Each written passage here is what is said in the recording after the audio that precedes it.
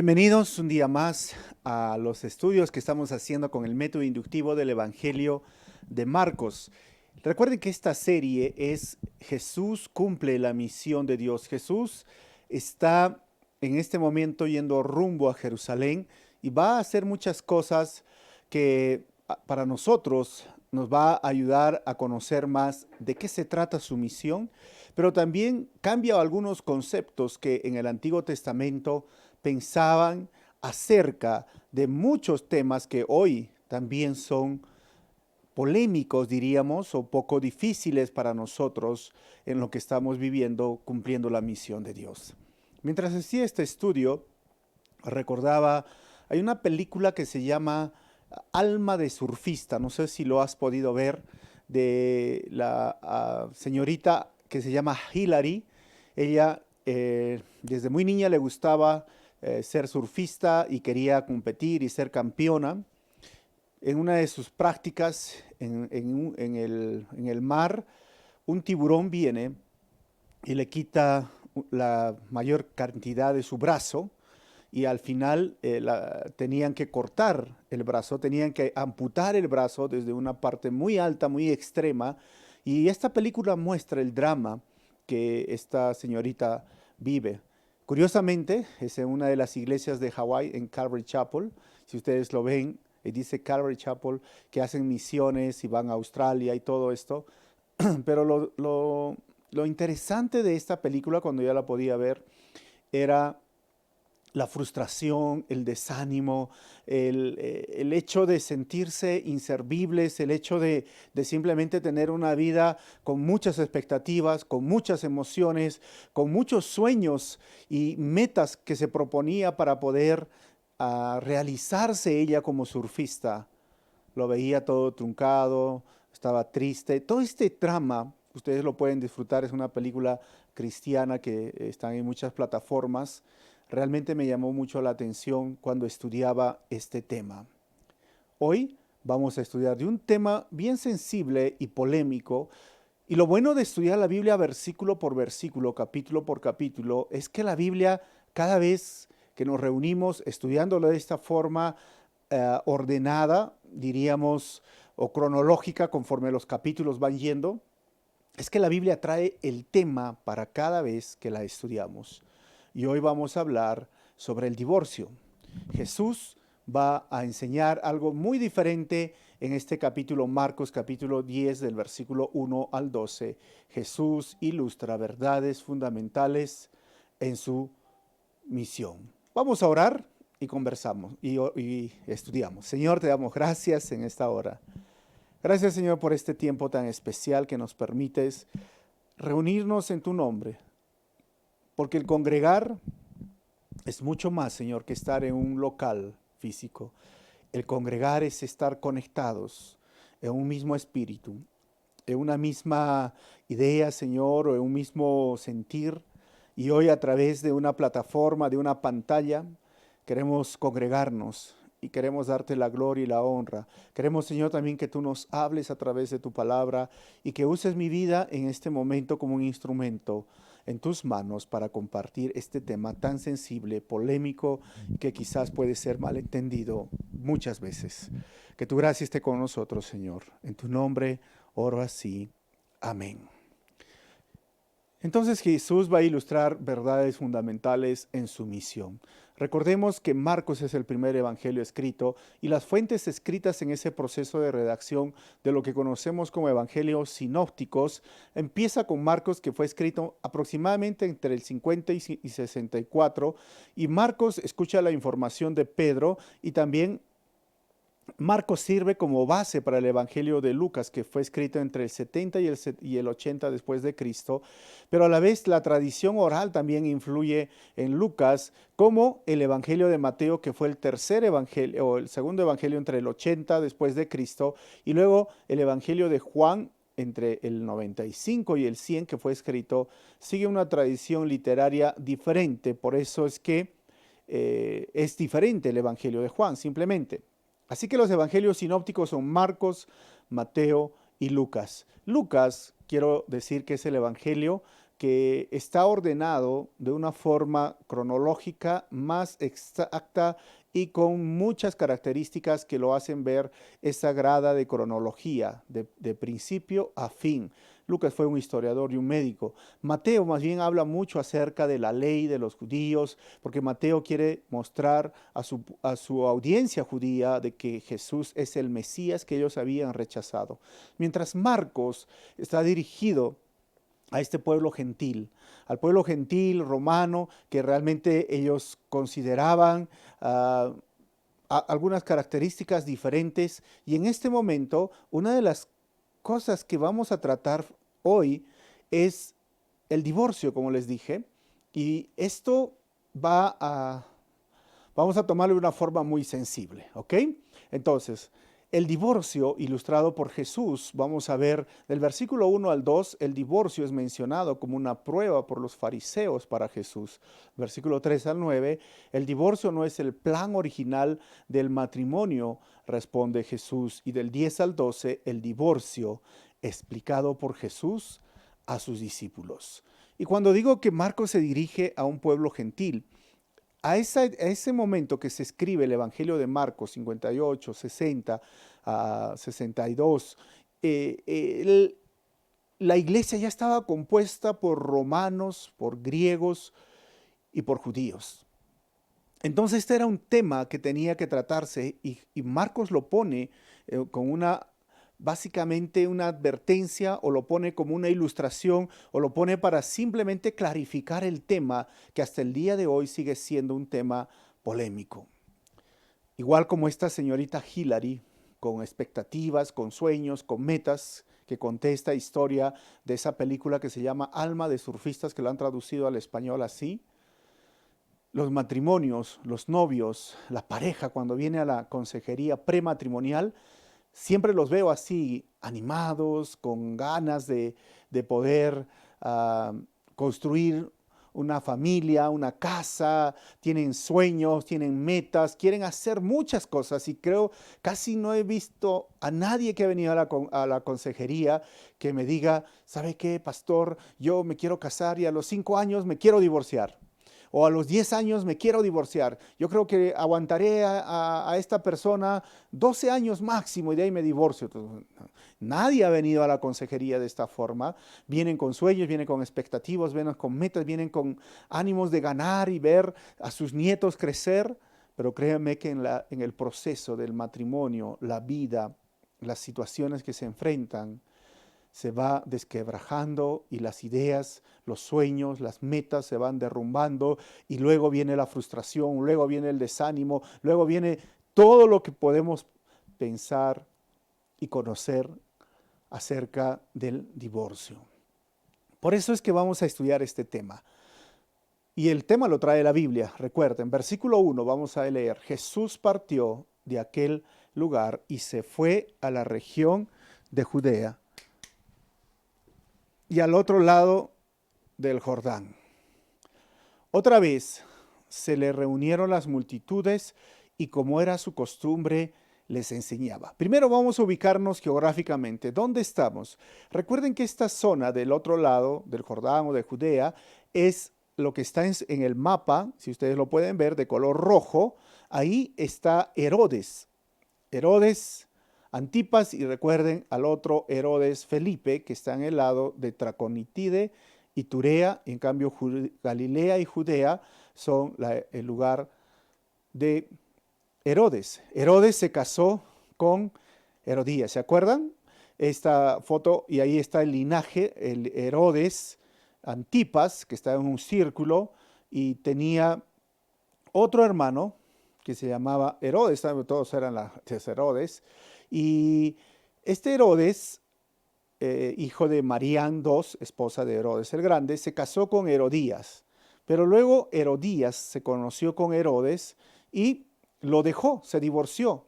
¿Para qué? Para casarse con Herodes. Es decir, Herodes y Herodías se llegaron a casar. ¿Y cuál era la relación entonces? No solamente era ahora su esposa, sino que era la cuñada porque estaba casado con su hermano y también era su sobrina. ¿Cómo? Sí. Esto ya lo hemos explicado, está grabado en el YouTube y en el Facebook. En la sección de videos pueden ver esta parte. En conclusión, está Jesús en esta zona geográfica donde hubo este problema con Herodes, que la sobrina, que a la vez era la cuñada, se divorció para que simplemente lleguen a contraer un matrimonio. Y obviamente, ¿qué es lo que va a suceder en esa zona? Versículo 2 dice, en eso, unos fariseos se le acercaron y para ponerlo a prueba, le preguntaron, ¿está permitido que un hombre se divorcie de su esposa? Miren, el texto dice que le pusieron a prueba. Esta palabra prueba viene del griego peiraizontes, que significa probar para destruir. Esa palabra pereizontes fue usado cuando Satanás tienta o prueba a Jesús en el desierto y obviamente con el deseo de hacerlo caer. Entonces, los fariseos muy astutamente, diríamos, vienen donde Jesús, saben que están en la región de Herodes y tendríamos que recordar un poco lo que pasó en el capítulo 6. Recuerden, Herodías estaba enojada con Juan el Bautista. ¿Y por qué? Porque Juan el Bautista les denunció y les explicó a todo el pueblo que el divorcio que ellos estaban teniendo era ilegal, era adulterio, era en contra de la palabra de Dios y esto le molestó a Herodías. Y fue el motivo para que Juan fuera decapitado.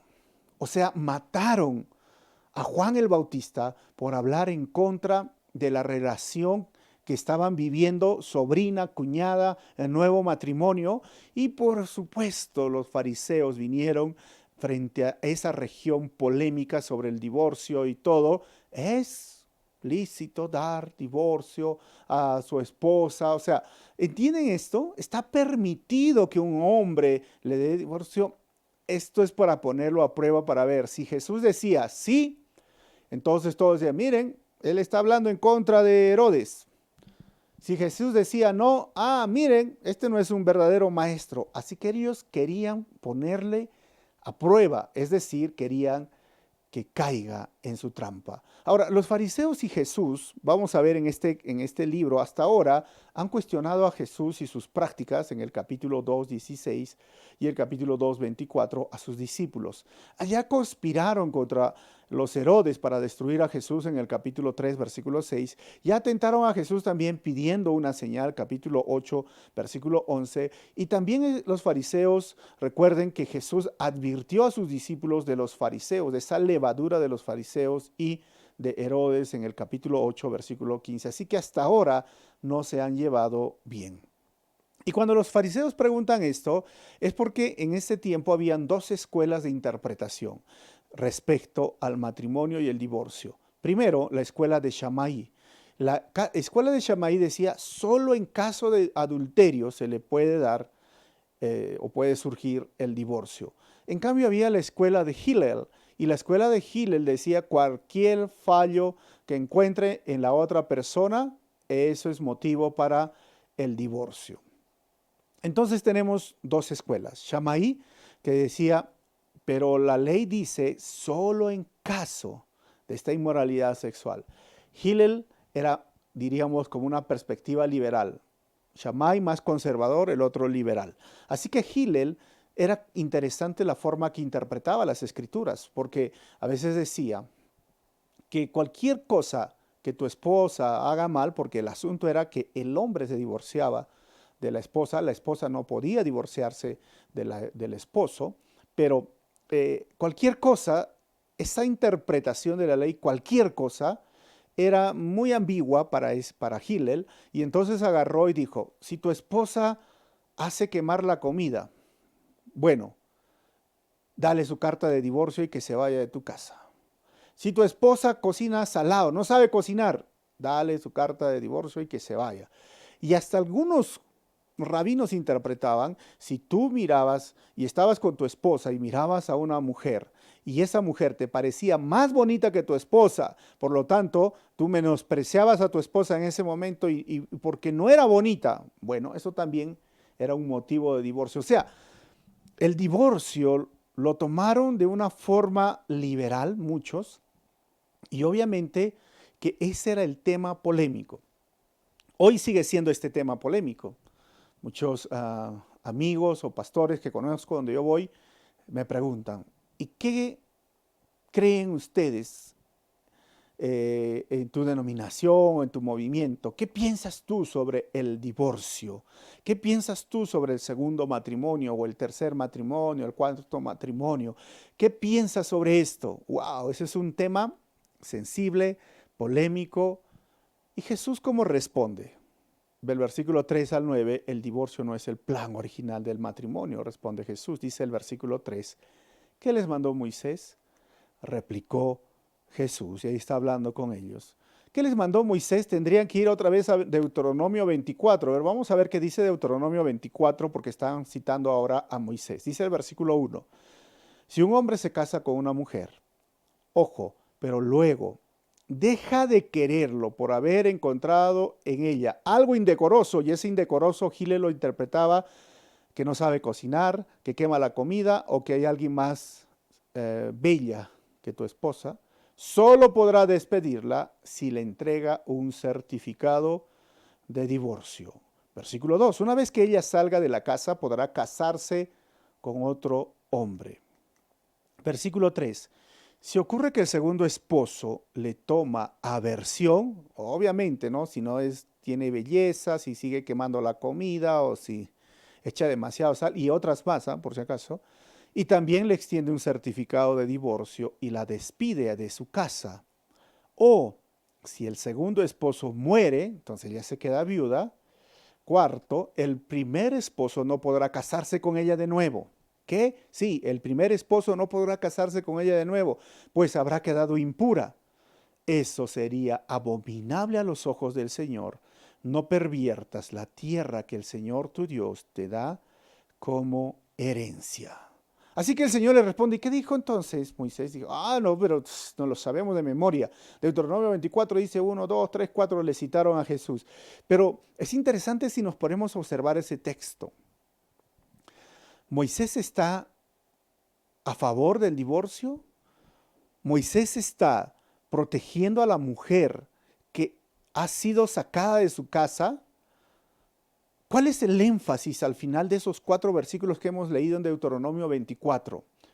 ¿En qué termina? ¿Quién es impura? ¿A quién se está refiriendo estos versículos? ¿Sabes a quién? A la mujer. Estos versículos son para proteger o poner, diríamos, ese lado a la mujer. O sea, ¿por qué? Porque se sabía y hasta el día de hoy se sabe que si una persona deja a su pareja, sea hombre o mujer, pasa el tiempo y al final la vuelve a buscar. ¿Por qué? Porque es curioso que cuando uno se casa con alguien, es porque ve en ella o en él algo muy especial, algo que le agrada, algo que le atrae. Y siempre yo digo esta regla, ¿no? Que cuando tú miras a esa persona, crees que es el 100% de todas tus expectativas y tus sueños y tus metas, pero al final esa persona cumple el 80% de tus expectativas y tus metas, y el 20% no lo va a cumplir. Por eso algunas parejas cuando se casan y luego se les pasa esa etapa de lo que llamamos la luna de miel, ellos dicen, uy, creo que a mí me has engañado. Yo estaba ciega para casarme contigo, dice la mujer. El hombre dice, oye, ahora sí, recién saca las garras. Ahora te conozco, tú no eres la idónea, pareces la demonia, le dice. Entonces, todos esos asuntos vienen porque no cumple al final, en la práctica, en la realidad, el 100% de tus expectativas. Y un día yo estaba enseñando esto en una conferencia de matrimonios, entonces él me preguntó, o sea, mi esposa es mi 80, no es mi 100. Sí, pues, lamentablemente. Y la esposa lo miró, y tú también eres mi 80, ¿acaso eres mi 100? Entonces, ¿y dónde está el 20? El 20 está en otras personas. ¿El 20 qué? El 20%. Es por eso que muchas personas miran y tienen su pareja en casa, 80%, y tienen alguien en el trabajo, un compañero, una compañera del trabajo, vecina, amigo, donde he encontrado, y cumple el 20%, y tú dices, el 80 y el 20, 80 y 20 son mis 100. Y entonces Las parejas quieren tener, o la persona quiere tener el 100%, pero es imposible que lo tenga una persona, lo tienen dos personas. Y entonces dicen, por ahí sucede esto, entonces me voy con el 20% porque ese 80 ya lo conozco, ya todos los días lo vivo y estoy aburrido, me voy con el 20%. Y se va con el 20%, dejando el 80%, matemática simple, ¿no? ¿Por qué matemática simple? Porque tú dejas el 80 y te vas por el 20, y quién pierde y quién gana. Y luego cuando te vas con el 20%, te das cuenta que le falta el 80% que tenía tu pareja y que ya no está contigo. Y luego tú miras y dices, uy, ya tienes el 20%, pero te falta esto, te falta el otro, te falta, te falta, te falta, te falta, te falta, te falta. Y sabes qué, esta costumbre, esta conducta siempre en el ser humano, en toda la historia, en todo el país, en todo lugar donde uno pueda visitar, es casi siempre lo mismo. Y la ley sabía esto, Dios sabía todo esto y puso esa ley en el capítulo 24, o sea, el marido que lo deja a su esposa no puede regresar con su esposa. No, ¿cómo? Sí, por eso está diciendo, está protegiendo a la mujer. Piénsalo bien para darle esa carta de divorcio a esa mujer, porque es tu 80%. Piénsalo bien. Por algo te conociste, por algo te enamoraste, por algo te gustó, por algo empezaste una relación y por algo sabías la seriedad del matrimonio. Entonces, ese es el énfasis de Deuteronomio 24, pero ellos lo habían sacado fuera del contexto y pensando, no, yo me caso con una, me caso con otra, me caso con una, pero no era lo que la ley decía. Vamos a ver el versículo 4. Moisés, dice, permitió que un hombre le escribiera un certificado de divorcio y la despidiera. Contestaron ellos. Obviamente hemos leído Deuteronomio 24. Sí, eso dijo, pero Jesús, recuerden, permitir no es lo mismo que ordenar. O sea, permitió, pero no ordenó. Y hay que diferenciar, simple, sencillamente lógica, y permitir no es lo mismo que ordenar. Versículo 5. Jesús le dice, esa ley la escribió Moisés para ustedes por lo obstinados que son, aclaró Jesús. Y la palabra obstinado es terco o es duro. En otras versiones dice la dureza de corazón. ¿Y sabes por qué? Porque tu corazón es como esa piedra que están viendo aquí. Tienes el corazón de piedra, el corazón duro. Eres obstinado y eres terco. Esa ley la hizo por eso. ¿Y por qué está diciendo la dureza y lo obstinado? Porque no quieres cambiar. Porque tú no quieres cambiar. Mire, los matrimonios son así. Hay personas cuando vienen a la consejería o la terapia vienen y dicen, mi esposo es así, así, así. Mi esposa es así, así. Y si él cambia, y si ella cambia, todo estaría bien. El matrimonio sería bien. ¿Por qué? Porque él necesita cambiar, ella necesita cambiar. ¿Y sabes que quién necesita cambiar? Tú necesitas cambiar porque tu corazón está duro, está obstinado. Eres tú quien tiene que cambiar, no es tu pareja. Y porque tú no quieres cambiar, se les permitió, no se les ordenó. Y aún en medio de una situación sea difícil, porque dice, si encontrara algo hoy en nuestro contexto que haya ofendido, el ofensor tiene que cambiar su conducta y el ofendido o la ofendida tiene que cambiar su conducta y hallar perdón y misericordia y gracia. Pero a veces esa dureza del corazón se ve en que la persona no quiere reconocer que se ha equivocado y se mantiene duro, firme y rígido. Y la otra persona no quiere perdonar. Esa sigue siendo la misma dureza hoy. Bueno, en esa dureza, en ese tiempo, dijo, Moisés les permitió, no lo ordenó. ¿Y cómo es eso que lo permitió en ese tiempo? Hoy no se puede. Miren la respuesta de Jesús, versículo 6. Pero al principio de la creación de Dios, los hizo hombre y mujer. Mira, es interesante Jesús y el matrimonio. Yo lo llamo la hermenéutica de Jesús. ¿Por qué? Jesús va de Deuteronomio, ¿ahora dónde va? A Génesis. Segundo, Jesús va de Moisés a Dios. Y tercero, Jesús va del divorcio al matrimonio. Y cuarto, Jesús va de lo que se permite a lo que se ordena. En otras palabras, Jesús cuando le dicen, y sí, la ley dice esto, bla, bla, bla, pero ¿sabes qué? Al principio, o sea, el matrimonio, tú no te has casado para divorciarte, tú te has casado hasta que la muerte te separe. Vamos al principio. Sí, pero Moisés dijo, sí, Moisés dijo, pero mira lo que dice Dios el Padre. Sí, pero yo te presento el divorcio. Sí, me presentas el divorcio, pero yo te presento el matrimonio. Mira, pero Moisés permitió. Sí, pero permitió, pero mira lo que Dios ordena. ¿Qué es lo que Dios ordena?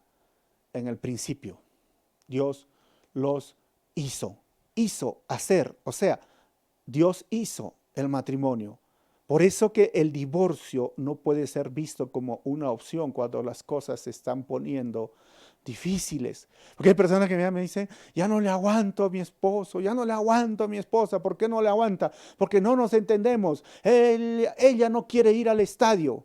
Yo sí quiero ir al estadio. Ella no me deja jugar fútbol. Yo sí quiero jugar fútbol. ¿Y ella qué quiere? Que te sientes a mirar su novela y que llores con ella la novela. O que hagas, no. Y por eso no nos entendemos, nos divorciamos. Digo, eso no es razón. Él no quiere trabajar. Y yo sí soy trabajador o trabajadora. Y el otro no quiere trabajar. Es flojo. No es razón para divorciarse. No lo es. Y sabes qué? Que cuando tu matrimonio está pensando en la posibilidad de divorcio, regresa al principio. Al principio de Génesis, no, regresa al principio de tu relación.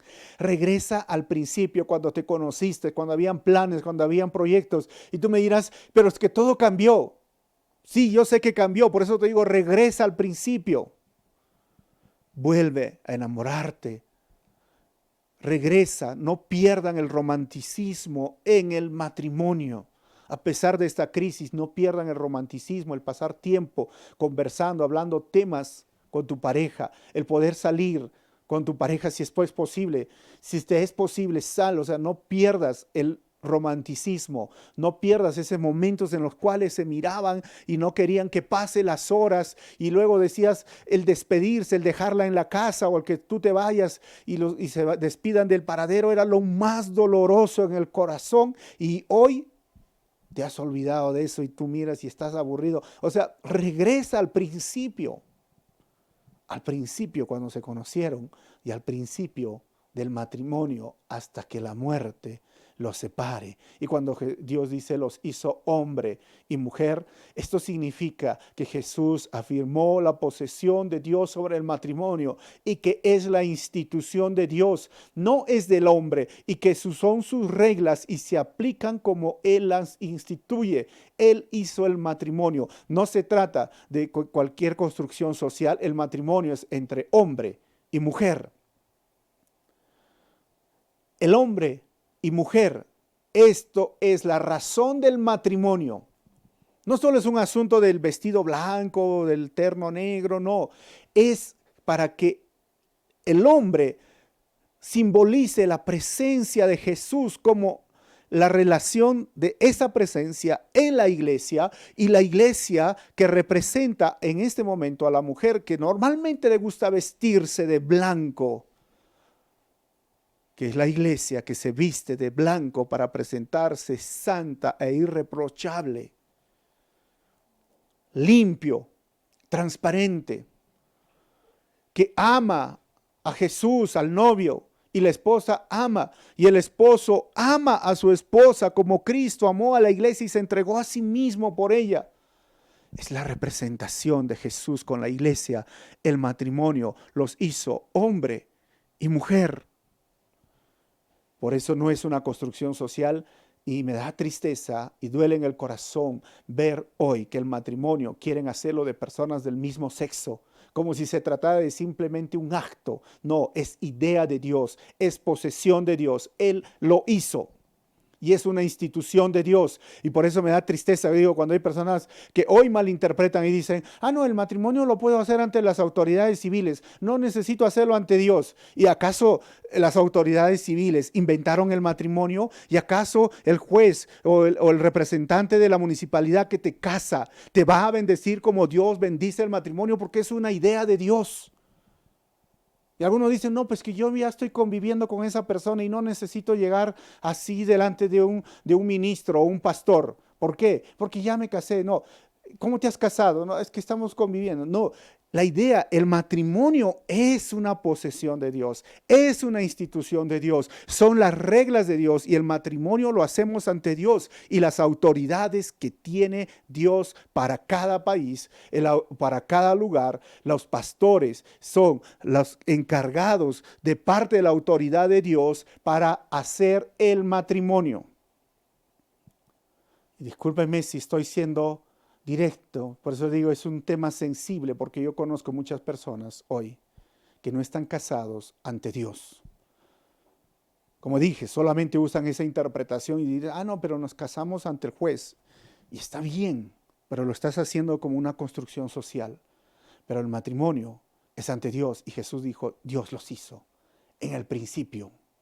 O sea, en los asuntos morales, lo moderno no es mejor que en los principios. No es mejor que en el principio. En los asuntos morales, lo moderno no es mejor que en los originales. 7, vamos a seguir. Por eso dejará el hombre a su padre y a su madre y se unirá a su esposo. Jesús va al matrimonio y descubre otra vez la esencia del matrimonio. ¿Qué es? Dios los hizo, obviamente, es idea de Dios y son sus reglas y lo haces delante de Dios y punto. No tiene que la autoridad civil, sí, eso legaliza el matrimonio ante las autoridades civiles, pero el matrimonio ante Dios y un ministro y un pastor legaliza esa unión ante Dios, para que lo entiendan simplemente y sencillamente. ¿Y qué más? Lo hizo entre hombre y mujer, no hombre con hombre ni mujer con mujer. Y otra vuelta afirma algo, que esa unión, el hombre y la mujer, la pareja, va a dejar a su papá y a su mamá y se van a volver una familia, van a cortar el cordón umbilical y se unirá a su esposa. Pero acá hay 3 cositas que me gustaría tocar. La primera es que deja a tu papá y a tu mamá con su vida y tú empiezas a hacer tu propia vida con tu pareja. Porque hay parejas, ¿sabes qué? Que le consultan al suegro, a la suegra, qué televisor van a comprar, qué casa, cómo deben de hacer. O sea, está bien pedir consejo, pero ya no tienen la autoridad que debería de tener el papá al hijo. Y segundo, si tú eres suegro y estás escuchando esta enseñanza o suegra, deja que la pareja joven formen una unidad. No te entrometas y tampoco manipules con tu ayuda económica. Porque sabes que hay suegros y suegras que dan dinero, pero siempre en caso tú haces lo que yo te digo de forma sutil. Mira, yo te doy, pero te compras tal cosa. Y si no te compras tal cosa, ya no te vuelvo a dar. Dejará el hombre a su padre y a su madre y se unirá a su mujer, así como has prometido en el altar. Vienes a ser una sola familia. Y sabes cuando dice unir, unir es fundir. O sea, fundir. La nueva fundición debe ser más fuerte y resistente que el lazo con papá y con mamá. O sea, acaba el segundo, ya te he dicho uno. El segundo es unir. Te unes, te pegas o te fundes. Es como esos 2 anillos que has visto. Lo fundes y solo sale un anillo. Y a ver, vuélvelo a sacar, no se puede. Es por eso que eso es la unión matrimonial. Y lo tercero es que esa nueva fundición debe ser más fuerte y resistente que el lazo con papá y con mamá. ¿Qué significa eso? Tú puedes decirle a tu papá, ya no quiero que seas mi papá. Tú puedes decirle a tu mamá, ¿sabes qué? Mamá, no has cocinado lo que a mí me gusta, ya no vas a ser mi mamá. ¿Sabes qué, mamá? No me gusta cómo me gritas o me llamas la atención, ya no vas a ser mi mamá. O le puedes decir a tu mamá, mamá, olvídate de mí, ya no quiero ser tu hijo. O sea, no tiene sentido porque es tu mamá. Nos une no solamente un lazo, muchos lazos. Pero así como no puedes romper esa unión entre tu papá y tu mamá, aunque tú digas, pero a mí no me gusta mi papá, ni nunca estuvo acá mi papá conmigo, pero es tu papá. Así como es eso, dice que el matrimonio debe ser más fuerte que esto. Y esa es la fortaleza que nos debe de unir para vivir en el matrimonio. Los dos se unirán y llegarán a ser un solo ser. Por eso es que a veces tienen una mala perspectiva de lo que es el matrimonio. Y lo he tenido yo cuando era más joven y he sido tonto y a veces he cometido errores que hoy me avergüenza por no entender bien la unión matrimonial. Porque es mucho más fuerte. ¿Sabes cuál es? Hasta que la muerte te separe. Hasta que la muerte nos separe. Esa es la unión. Por eso uno tiene que pensar y ver bien con quién me caso. Porque al final tú eliges. No estamos viviendo en esa etapa, todavía en ese momento. En el Antiguo Testamento casi la gente no elegía con quién. Hoy tú eliges. Tú eliges, tú miras bien con quién te estás casando. Versículo 8. Y los dos llegarán a ser un solo cuerpo.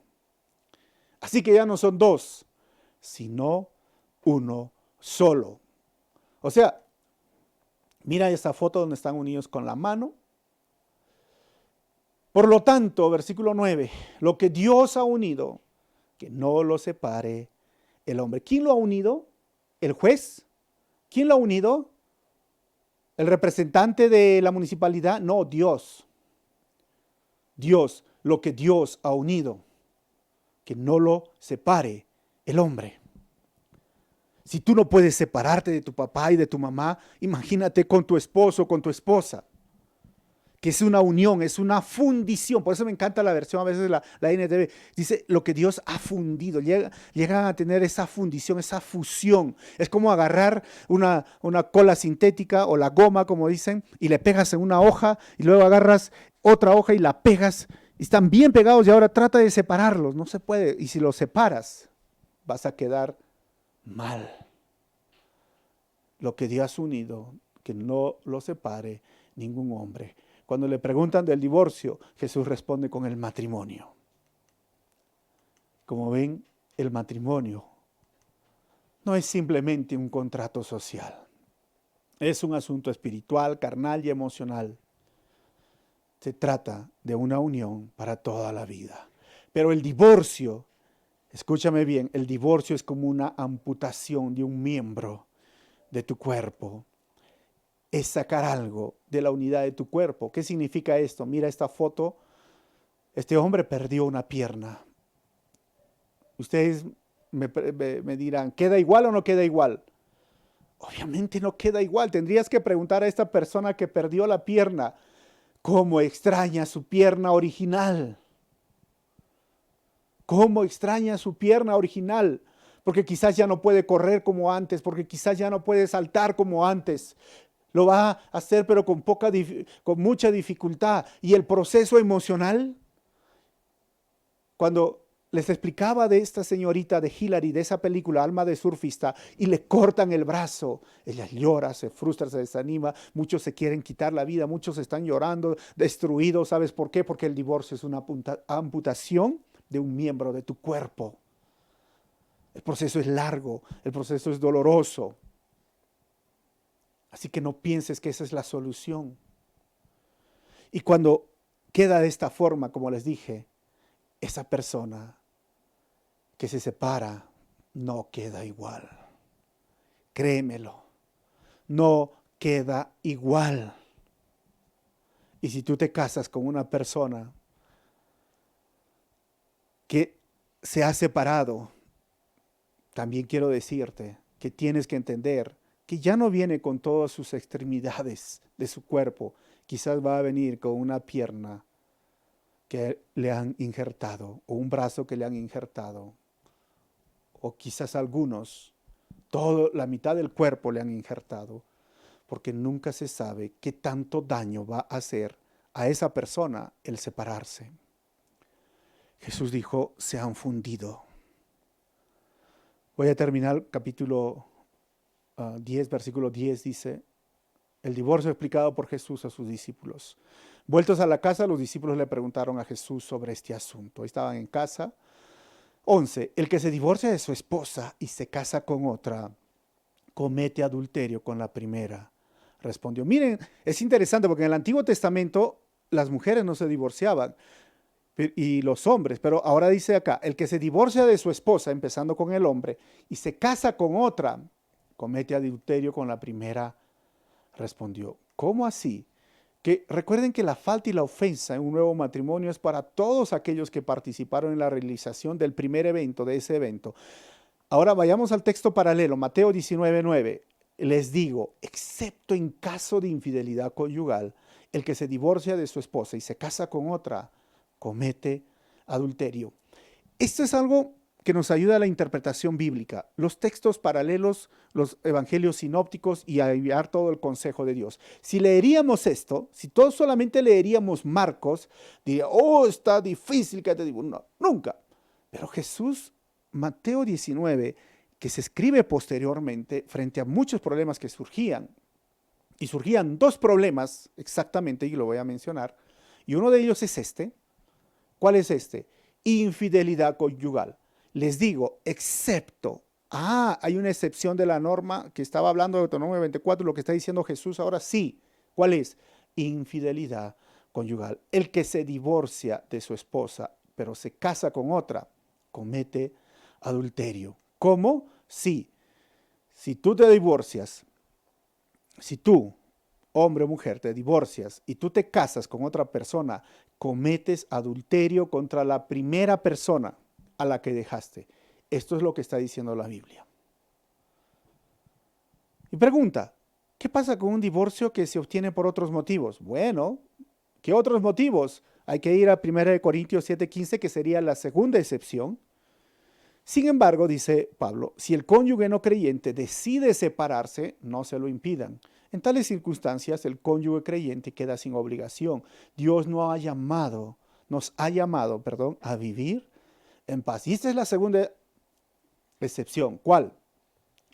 Si tú eres cristiano o llegas a ser cristiano, porque esto es en el caso de llegar a ser cristiano, no cuando te casaste con un no cristiano, sino cuando tú, en este caso, que la iglesia, uno de ellos aceptaba a seguir a Jesús como su Señor y Salvador y el otro no. Y había siempre un problema y un problema, y la persona dice, o tu Dios, o tu Jesús, o yo. Y tú dices, yo sigo a Cristo, porque la Biblia dice esto, que si tú amas más a tu papá, a tu mamá, a tu pareja más que a mí, no eres digno. Entonces yo sigo a Cristo, y la otra persona decide separarse, se va. Pablo dice, no se lo impidan a la persona incrédula.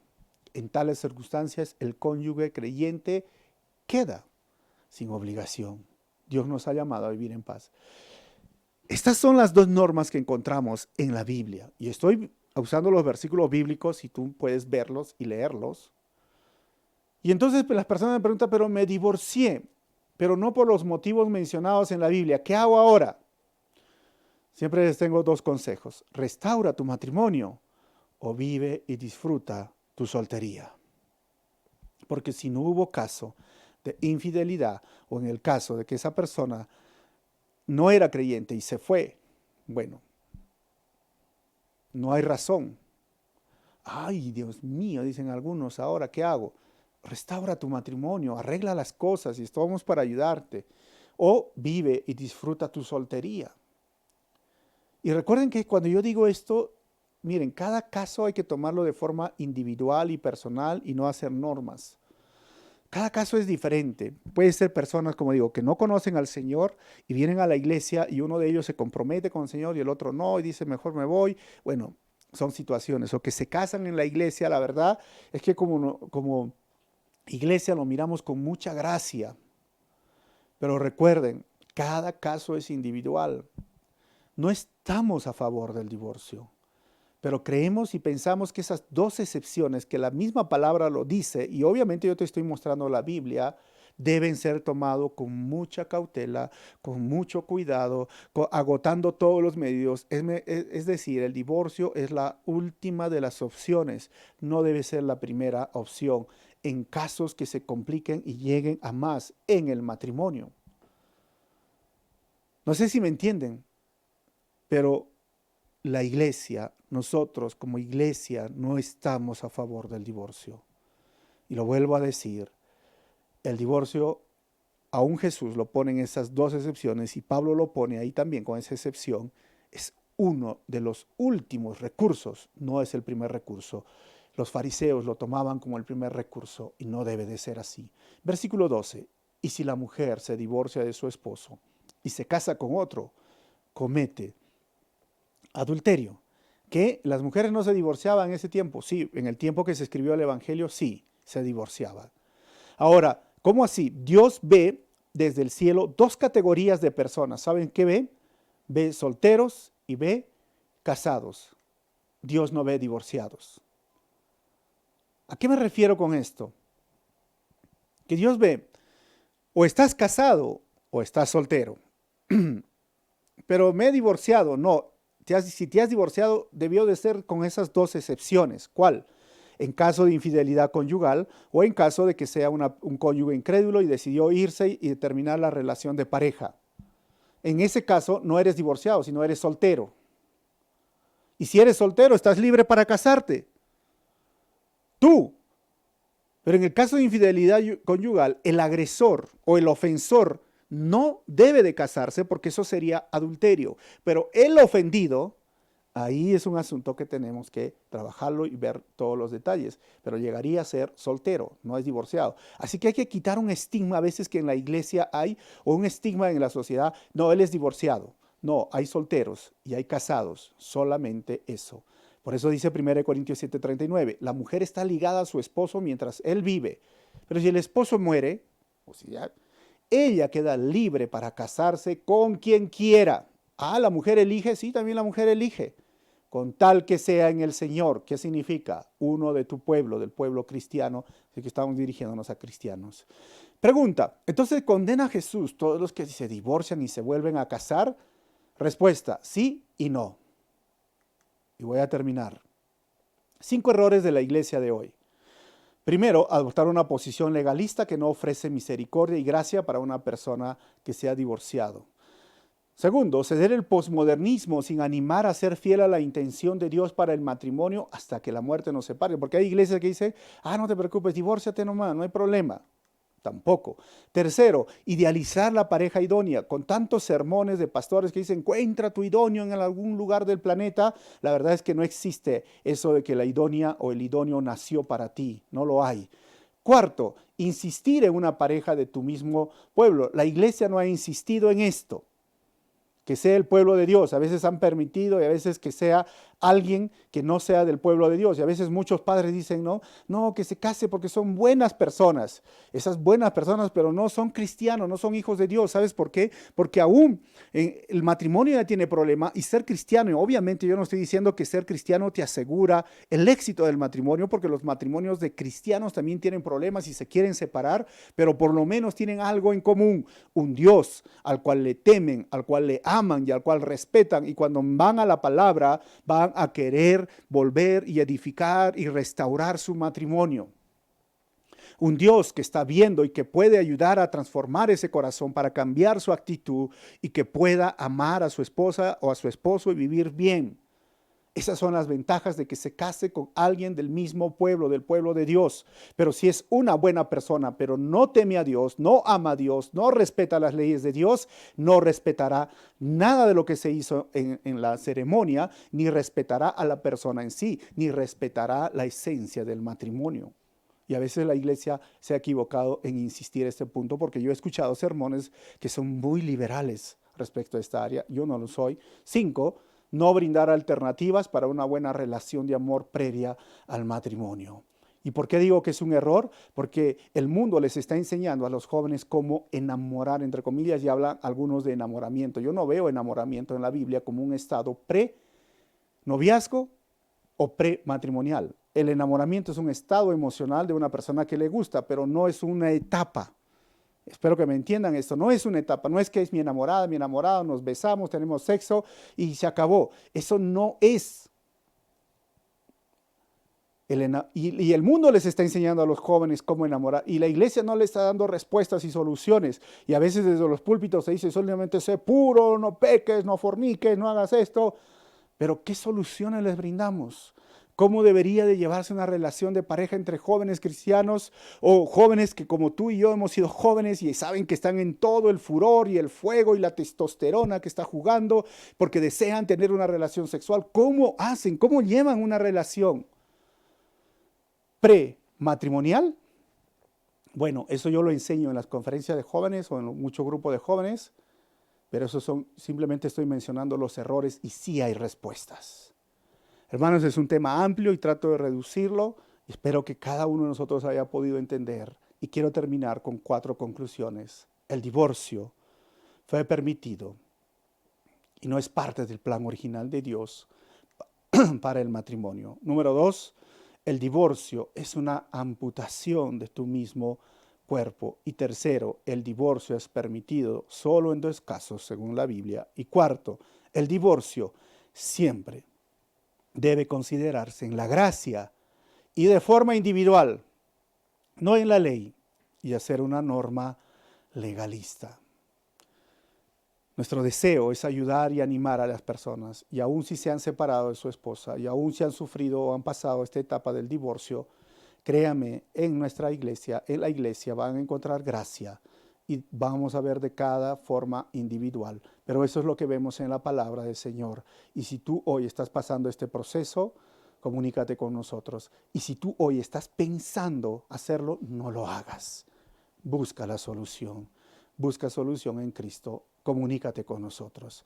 Vamos a orar y terminamos. Señor, te damos gracias en esta hora.